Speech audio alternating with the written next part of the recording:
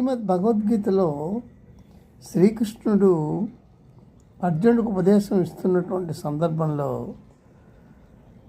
నీకు శాంతి లభించకపోవడానికి కారణాలు ఏంటి, దాన్ని ఎలాగ మీరు పొందాలి అన్న దాని గురించి వివరించారు.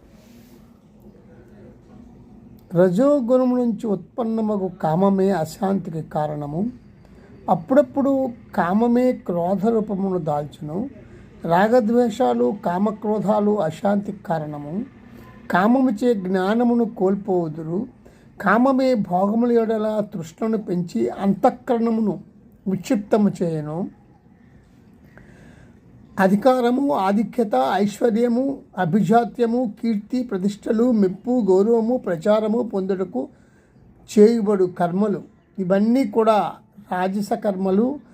ఈ రాజస కర్మలు ఈ రాజసాన్ని పొందడానికి కోసం అన్నిటికీ మూల కారణమైనటువంటి కామమే చాలా ప్రధానమైనటువంటి మూలమైనటువంటి విషయము.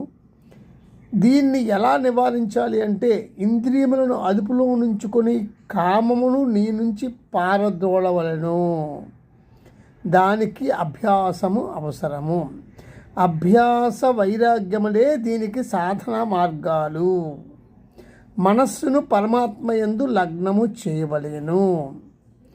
అభ్యాస వైరాగ్యములే దీనికి సాధన మార్గాలు అని శ్రీకృష్ణ భగవానుడు చెప్పారు. ఈ శాంతిని పొందడానికి ఇలాంటి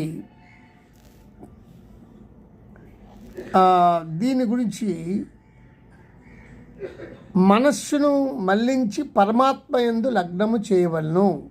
భగవంతుని యొక్క నామరూప చరిత్రాదులను స్మరిస్తూ పూజార్చన, భజన, కీర్తనాది భక్తి ప్రక్రియలను శ్రవణ, మనన, అధ్యయన, జప, ధ్యానాది సాధనలోనూ నియోగించటం వలన అట్లే సేవా కార్యక్రమం యందును నిష్కామ కర్మాచరణ యందును మనస్సును నిమగ్నం చేయటం వలన దైవచింతన అభ్యాసమగును.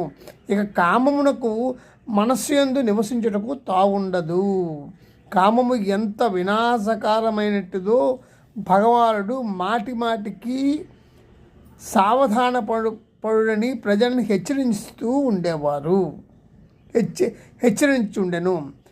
మహాపాపమును చేయించినట్టుది, జ్ఞాన విజ్ఞానం నశింప చేయనట్టుది ఆ కామమే. దానికి ఇదొక్కటే మార్గము. ఏమిటి ఆ మార్గం అంటే దీనికి స్పష్టంగా అతను చెప్పినటువంటి అభ్యాస వైరాగ్యములే దీనికి సాధనా మార్గాలు అని చెప్పారు.